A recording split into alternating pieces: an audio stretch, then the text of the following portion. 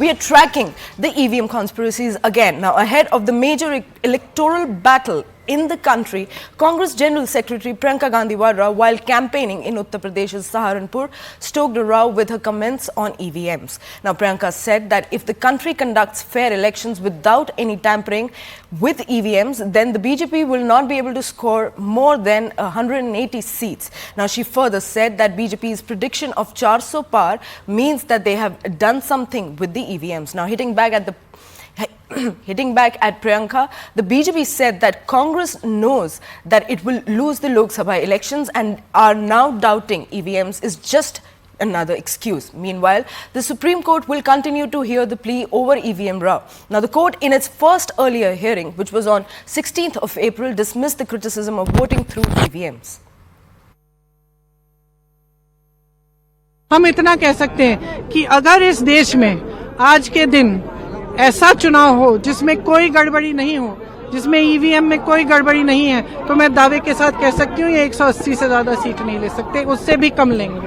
Once again, the India Alliance has done what it does best, that is to attack the constitutional authorities of this country. And therefore EVM तो बहाना है, प्रियंका जी को राहुल को हार से बचाना है, इसलिए ये EVM का बहाना है.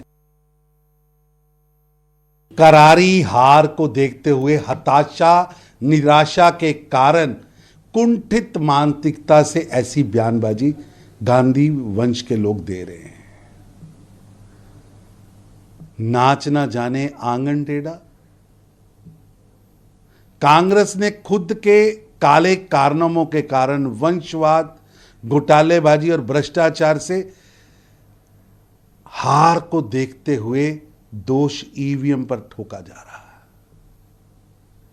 चुनाव आयोग को जो कि एक संवैधानिक संस्था है उसे बदनाम करने का प्रयास किया जा रहा है. सबका डाउट एक ही है. भारतीय जनता पार्टी में नेता लोग भी हमारे से सेंट्रल हॉल में बैठे तो यही बात बोलते हैं, नरेंद्र मोदी और ईवीएम जितना दिन रहेगा आपको तो सरकार मिलने वाले नहीं है, क्योंकि नंबर हम दबा लिए तो बस है. तो वही चर्चा हो रही है. ईवीएम निकालने के लिए क्यों डर रहे नरेंद्र मोदी जी? उसको क्या लेना देना है, क्या रिश्ता है ईवीएम से? मोदी जी का छोटे भाई नहीं है ना ईवीएम? छोड़ने के लिए क्यों तकलीफ है उनको? भारतीय जनता पार्टी क्यों डर रहे भाई पेपर बैलेट में चुनाव लड़ने के लिए? पूरी दुनिया में पेपर बैलेट में इलेक्शन चल रहे, खाली हिंदुस्तान में ईवीएम इस्तेमाल कर रहे. भाई हम कुछ एक्सपेरिमेंट करते, एक्सपेरिमेंट अगर फेल हो गए तो छोड़ देना. तो हमको भरोसा टूट गया ईवीएम के ऊपर, इस जनता को भरोसा टूट गया, खाली बीजेपी को भरोसा है. प्रियंका गांधी वड्रा ने वापस ईवीएम्स पे सवाल उठाया है और कहा है कि बीजेपी को अगर जीतना है, 400 पार करना है, तो उसमें उनको ईवीएम की मदद लेनी पड़ेगी.